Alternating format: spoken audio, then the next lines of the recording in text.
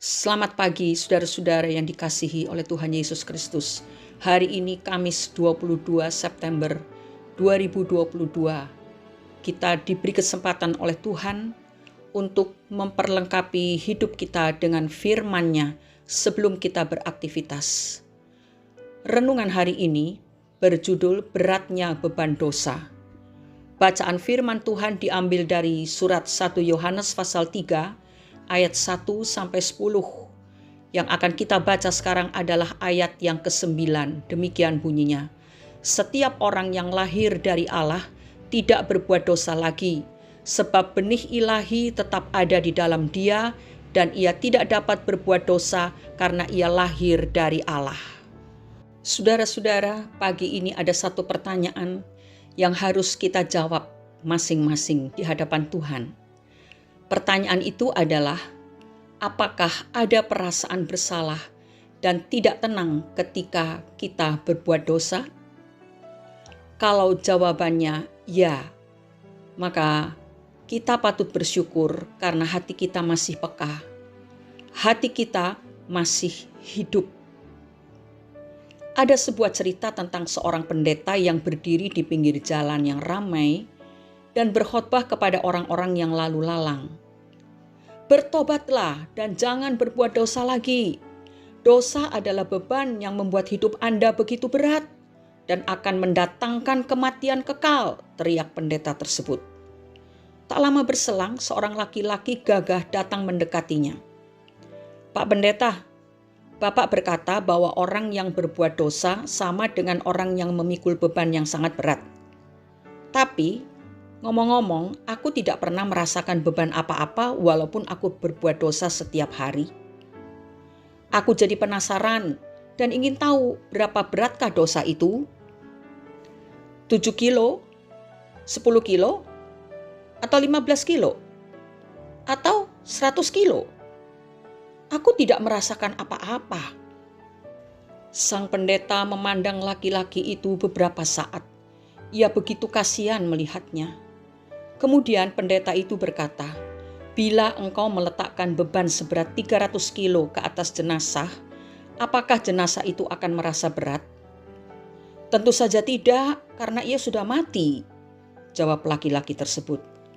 Bagus, engkau memang pintar. Demikian jugalah yang terjadi pada kita. Selama kita hidup dalam dosa, maka kita tidak akan merasakan beratnya beban dosa yang kita pikul, karena dosa itu telah membuat kita mati secara rohani, kata pendeta tersebut.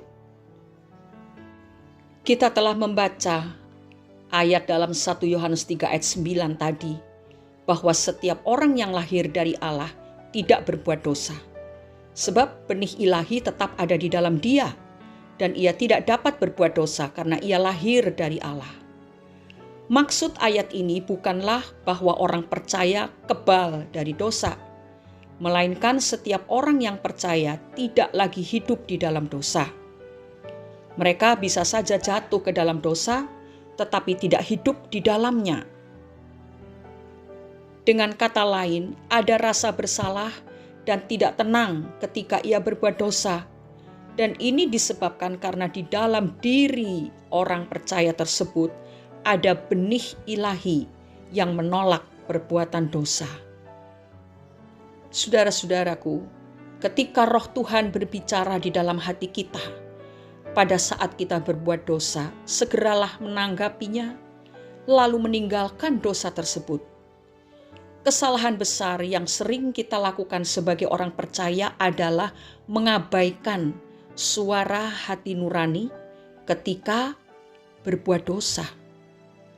Kita tidak berusaha meninggalkan dosa, tetapi membiasakan diri hidup di dalam dosa tersebut, sehingga lama-kelamaan tidak ada lagi rasa bersalah, meskipun berbuat dosa. Hati nurani menjadi tumpul, dan kita menjadi orang yang mati dalam tanda kutip, yang tidak bisa lagi merasakan beban dosa. Marilah pagi hari ini kita izinkan Roh Kudus mengoreksi hati dan hidup kita, sebagaimana yang diucapkan oleh Daud dalam Mazmur pasal 139 ayat 23 dan 24. Selidikilah aku ya Allah, dan kenallah hatiku. Ujilah aku dan kenallah pikiran-pikiranku. Lihatlah apakah jalanku serong, dan tuntunlah aku di jalan yang kekal. Saudara-saudara, sebagai orang-orang percaya, kita lahir dari Allah. Benih ilahi atau sifat-sifat ilahi telah ditanamkan di dalam hati kita, sehingga kita tidak lagi hidup dalam dosa, tetapi berjalan dalam kehendak-Nya. Mari periksa diri, apakah benih ilahi dan sifat-sifat ilahi yang telah Tuhan tanam dalam hati kita masih ada di sana? Bertumbuhkah atau macet atau bahkan mati? Biarlah Roh Kudus yang menerangi hati kita masing-masing. Mari kita berdoa.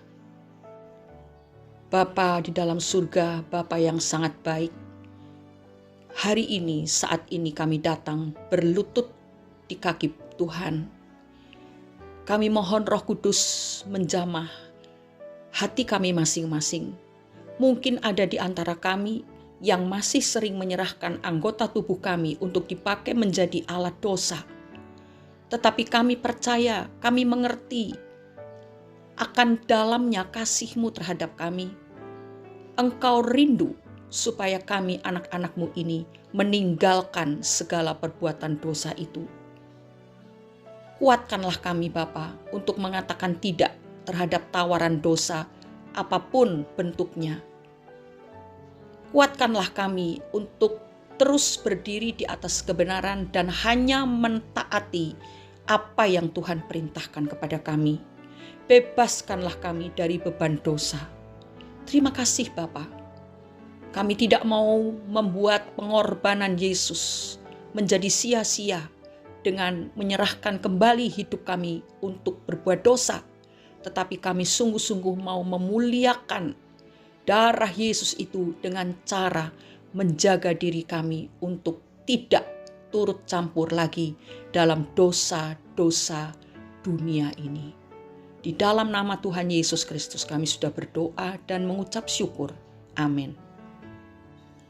Jangan mau dibebani oleh dosa, tetapi hiduplah dalam kehendak Tuhan, maka hidup Anda akan mengalami sukacita dan damai sejahtera di dalam Yesus.